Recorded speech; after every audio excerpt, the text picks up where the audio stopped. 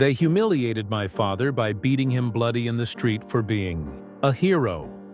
So I humiliated their boss by forcing him to beg for forgiveness in the town square, while I live-streamed his groveling apology to the world. World of my youth was measured in acres and integrity, bounded by the sweeping horizons of our family farm and the unshakable moral compass of my father, Samuel. To 18-year-old me, Daniel, he was less a man and more a force of nature, a quiet titan who spoke through actions rather than words. His hands, permanently etched with the soil of Cedar Creek, could gentle a frightened colt or repair a complex harvesting combine with equal patience. He stood 6'3", but his true stature came from the way he carried himself, with a quiet dignity that commanded respect without demanding it. Our farm wasn't just land, it was a legacy. 4 generations of our family had worked this soil, and my father was its fiercest guardian. He knew every contour of the land, every worker by name, every story buried in the rich, dark earth.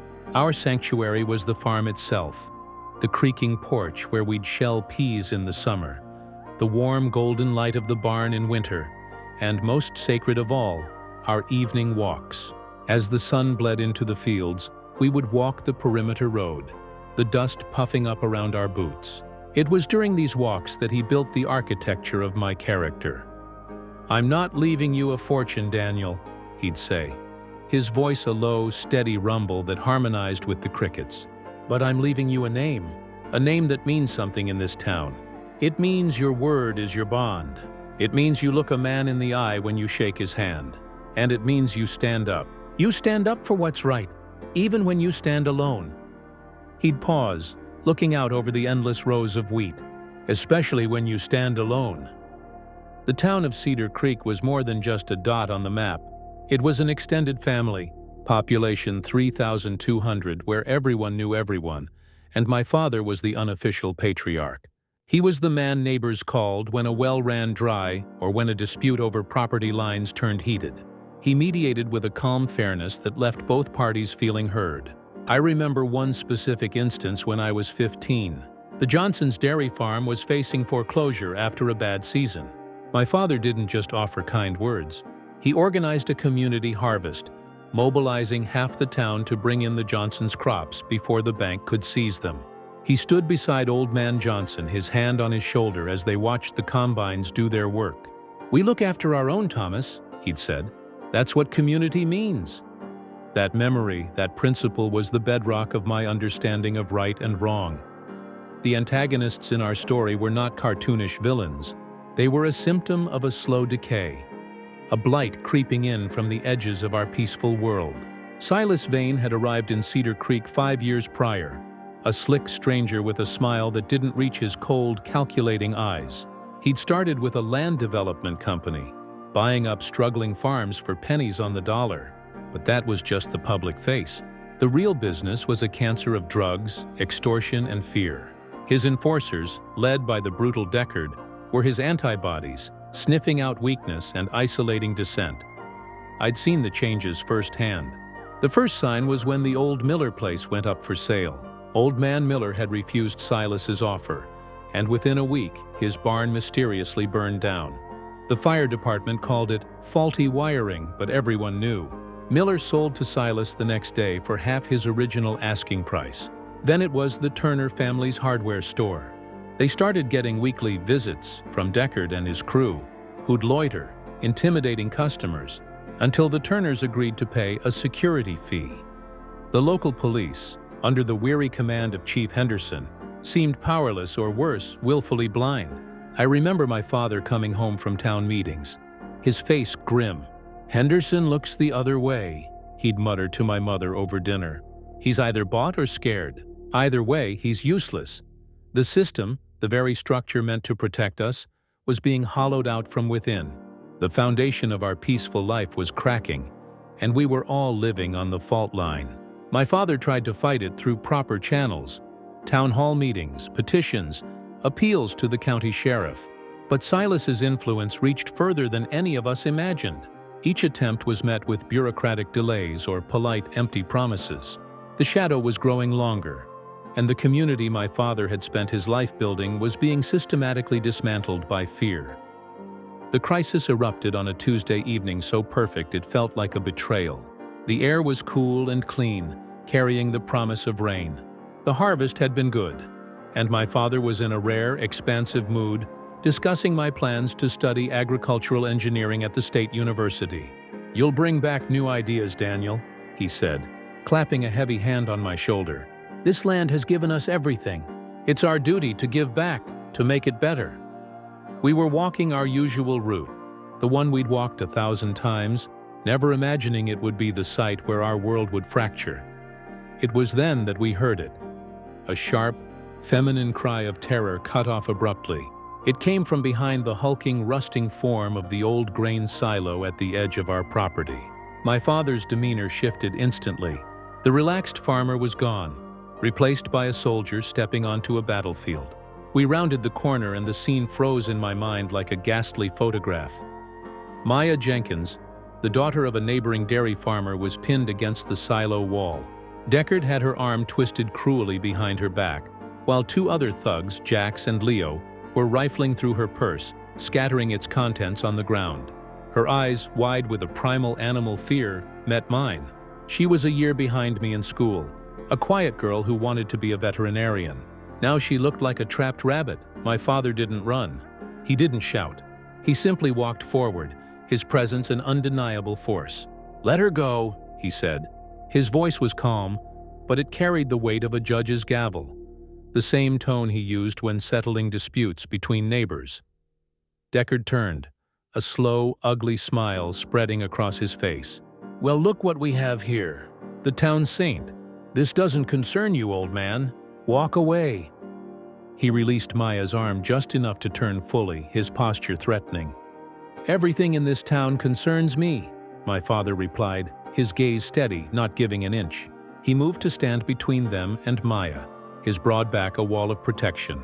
In that moment, he was the living embodiment of every principle he'd ever taught me. He was the unbroken shield, standing between decency and depravity. What followed was not a fight. It was an execution. Deckard didn't bother with words. He threw a vicious sucker punch into my father's kidney. The air left my father's lungs in a pained grunt. As he doubled over, Jax and Leo joined in, their fists and boots a relentless, sickening drumbeat against his body. He tried to defend himself, to rise, but he was a 62-year-old farmer against 3 trained, vicious animals. I stood rooted to the spot, a statue of horror, watching my invincible father being systematically dismantled. The sound of each impact was a nail being driven into the coffin of my childhood. I saw his face, not in pain, but in shocked betrayal, that men could do this to another human being in his own town. A scream tore from my throat, a raw, guttural sound I didn't recognize as my own. My eyes scanned the ground, landing on a jagged chunk of concrete from a broken fence post. Rage, white-hot and purifying, melted my paralysis. I didn't think. I hurled it with every ounce of strength I possessed.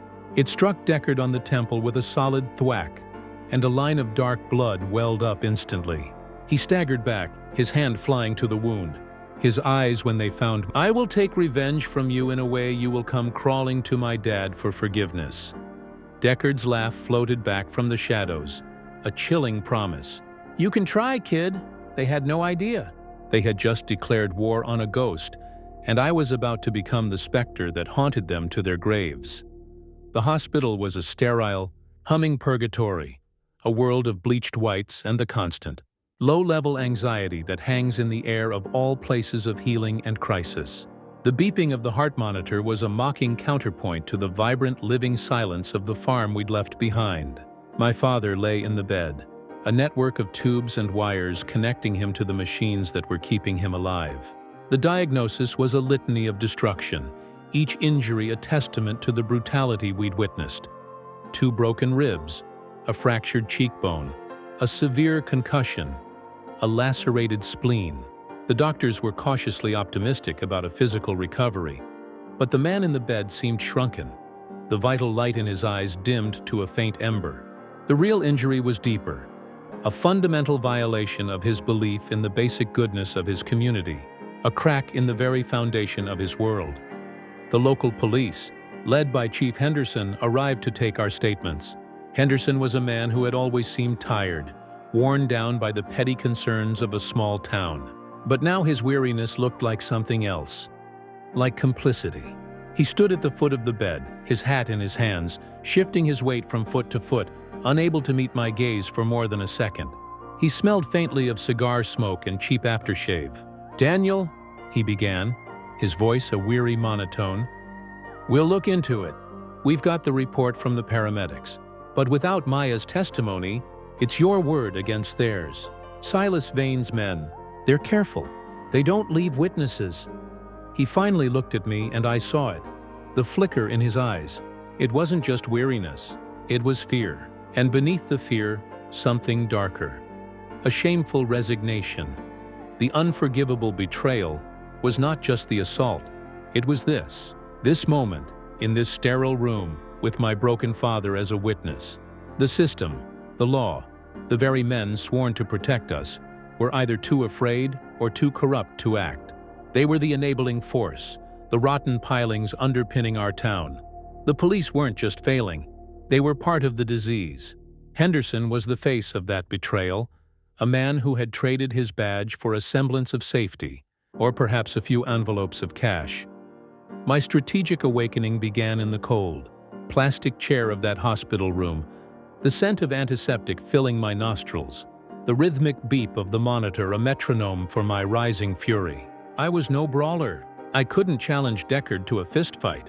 My father's broken body was proof of where that path led. But I had other weapons. I was a digital native, comfortable in the unseen world of data and networks, of code and connectivity. My father had taught me about patience, about reading the land, about understanding patterns and striking when the conditions were right. My revenge would not be a reckless charge. It would be a carefully laid trap, a harvest of their own corruption reaped with the tools of the modern world. I became a phantom. While my father slept, lost in a morphine-induced haze, I began my campaign from the hospital's visitor lounge, using their spotty Wi-Fi. I used my entire college savings, money I'd earned from years of summer work baling hay and fixing fences, to purchase an arsenal of digital tools from secure online retailers. Miniature high-resolution cameras no bigger than a shirt button, sensitive parabolic microphones that could pick up a conversation from 100 yards away, discrete GPS trackers, and a collection of encrypted, password-locked solid-state drives. This was my new plow, my new Cedar. The first phase was intelligence gathering. For weeks I was a shadow in my own town. I told everyone I was too distraught to be seen, using my grief as a cloak. I learned their patterns, their routines, with the dedication of a biologist studying a dangerous new species. I noted the unmarked refrigerated vans that arrived at the shuttered textile mill after midnight, always on Thursdays. I documented the weekly meetings Silas held at the Rusty Nail, the bar he owned, noting the arrivals and departures of local business owners who looked a little too nervous. I spent nights in the cramped, dusty attic of the abandoned library across from the town hall, recording hours of audio through a vent, capturing whispered conversations between Chief Henderson and Silas's lieutenant about shipments, arrangements, and the old man's farm, a clear reference to my father's stubborn resistance. I filmed drug deals in the darkened corners of the high school parking lot. The faces of the kids blurred in post-production, but the dealers, Jax and Leo, clear as day, their casual cruelty turning my stomach. I saw them intimidate the young couple who ran the local coffee shop, the daily grind, demanding a cut of their profits. I captured it all, my camera lens a cold, unblinking eye witnessing the death of my town. But the crown jewel, the piece of evidence that would become the cornerstone of my case, the moment that transformed my mission from a personal vendetta into a civic duty, came on a rain-swept night a month after the assault. The weather was a blessing, masking any slight sounds I might make. From a deserted accountant's office across from the police station, its windows grimy and forgotten, I set up my camera on a tripod, its long lens focused on the back entrance. Through the sheeting rain, I saw Chief Henderson step out under the jaundiced glow of a sodium vapor street lamp, pulling his collar up against the damp. A figure emerged from the shadows, Deckard, and in a move so casual, so routine it was chilling, he handed Henderson a thick, white envelope. The enhanced audio from my sensitive microphone, cleaned up with software, was unmistakable. "The shipment comes in Thursday," Deckard said, his voice a low grumble. "Big one. Keep your boys away from the docks. The usual fee." Henderson nodded, a single curt gesture of pure corruption, and slipped the envelope into his jacket pocket without a word. "It's handled," he muttered, before turning and walking back inside, leaving Deckard to vanish back into the rain. My hands were shaking, but not from fear, from a cold, clarifying rage. I had them. I had the conspiracy laid bare, the nexus between the criminal and the lawman. This was no longer just about my father. This was about the soul of Cedar Creek. But raw footage, hours of disjointed audio and video, was not enough. It needed a narrative, a story so compelling, so airtight, it would be impossible to ignore, to dismiss, to cover up. I became an editor, a filmmaker of justice.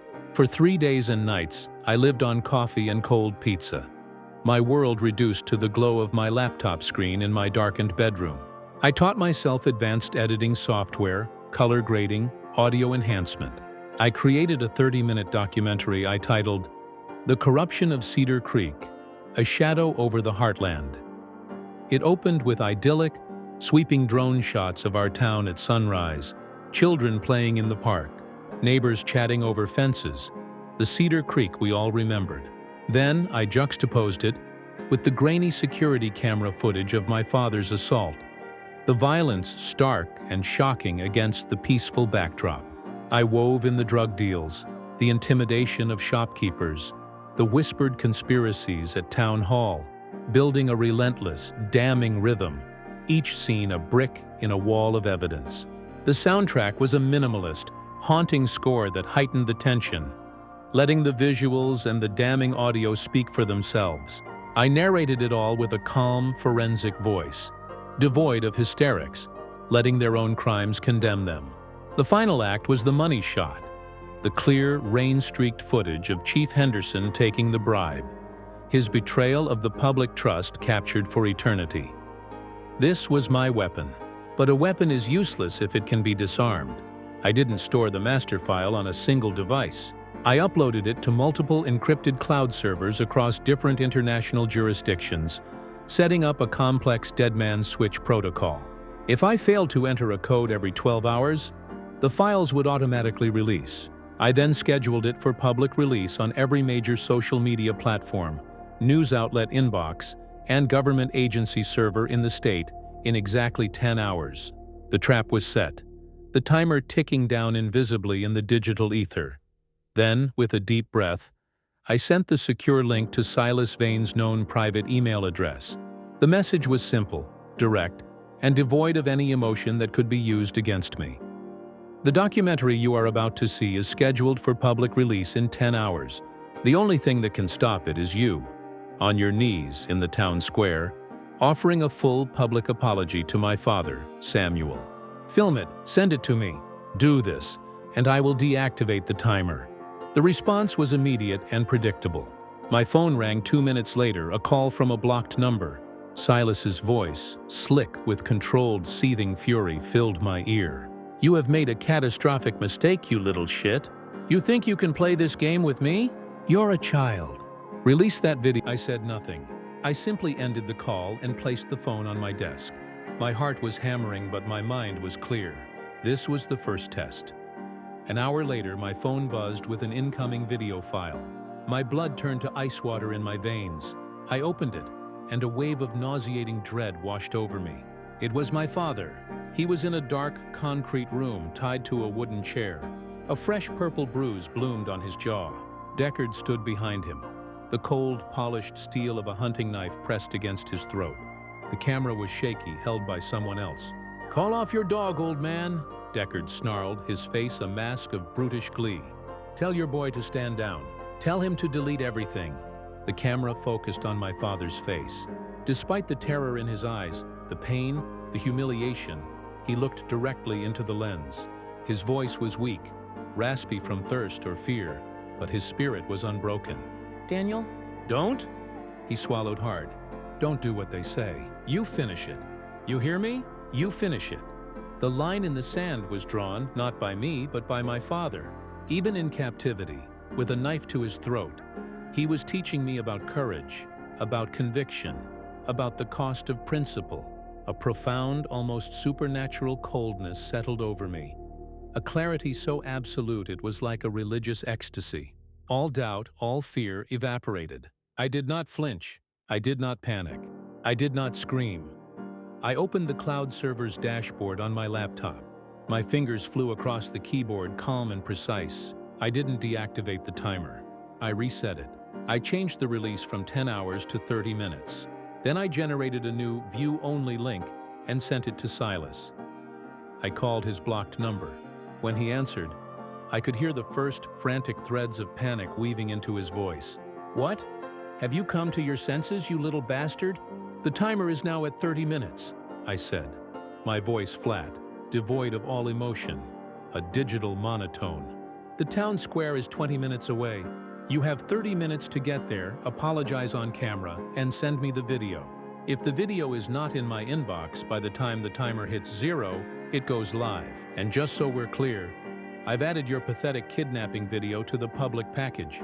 The world will see the great Silas Vane, the man who rules Cedar Creek, for the sniveling, cowardly piece of shit he truly is. He started screaming, a chaotic, incoherent mix of threats, pleas, and curses. You can't do this. I'll kill him. I swear to God I'll kill him right now. You're wasting time, I said, and hung up, cutting off his tirade. The reckoning was now in motion, a silent digital clock counting down to their utter ruin. I had called his bluff, raised the stakes to an unimaginable level, and now all I could do was watch the timer and pray my father's courage would be rewarded. The next 29 minutes were an eternity, a slow-motion freefall where every beat of my heart was a drum counting down to either salvation or catastrophic loss. I sat at my desk, the glow of the laptop screen illuminating my face in the dark room. The countdown timer a digital sword of Damocles hanging over all our heads. 29:59. 29:58. My stomach was a tight, painful knot of fear, but my mind was a crystal-clear engine of resolve. I was gambling with the most precious thing in my life, but I was betting everything on a fundamental truth I'd come to understand. Bullies are, at their core, cowards. A man like Silas Vane, who built his empire on shadows, threats, and the fear of others, would not have the fortitude to face the obliterating, permanent light of truth. His power was a house of cards, and I was about to unleash a hurricane. I had multiple monitors set up. One showed the countdown. Another displayed a live public traffic camera feed of the town square. For the first 10 minutes, nothing. Just the normal, quiet flow of a small-town evening. A few cars passed. An old couple walked their dog. The historic fountain bubbled peacefully in the center.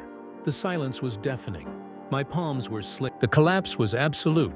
The shadow empire Silas had built over 5 years was vaporized in the blinding light of exposure. Over the next 48 hours, his entire network was rolled up in a coordinated state and federal operation.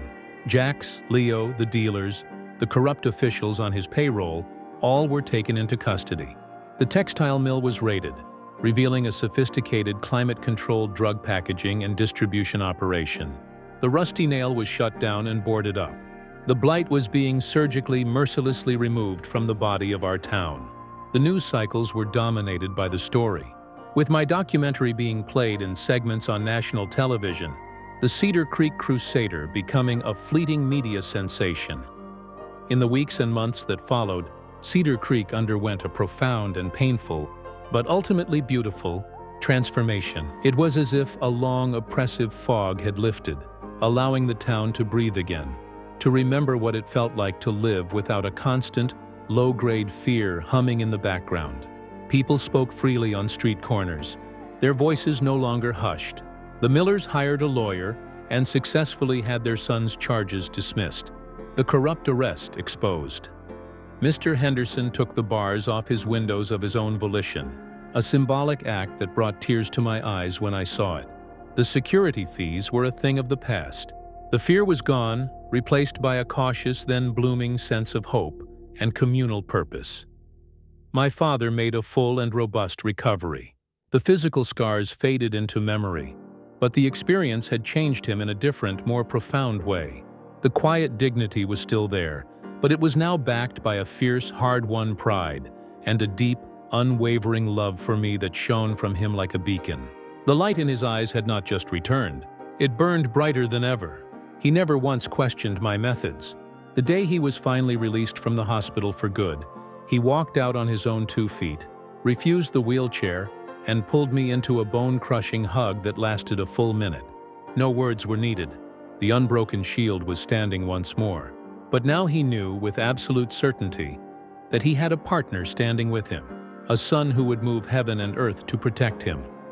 The state awarded us its highest civilian honor for bravery in a ceremony held in the very town square where Silas had apologized. The governor himself pinned the medals on our chests. He called my father the moral compass of Cedar Creek, and me a testament to the power of one determined individual with a just cause. But the real honor, the one that truly mattered, came from the people of Cedar Creek. It was in the firm, calloused handshakes from the other farmers, the tearful thanks from parents who knew their kids were safer, the simple, heartfelt thank you for what you did from Maya Jenkins and her family, who now looked at me not as a boy, but as a man who had helped save her. That was the true medal, the one I would carry in my heart forever.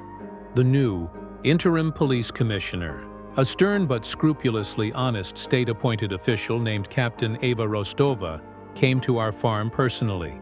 She was a no-nonsense woman with sharp eyes and a firm handshake.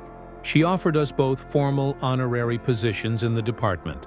My father was offered a role as a senior community liaison, his wisdom, integrity, and deep knowledge of the town serving as the essential bridge to rebuild the shattered trust between the community and law enforcement.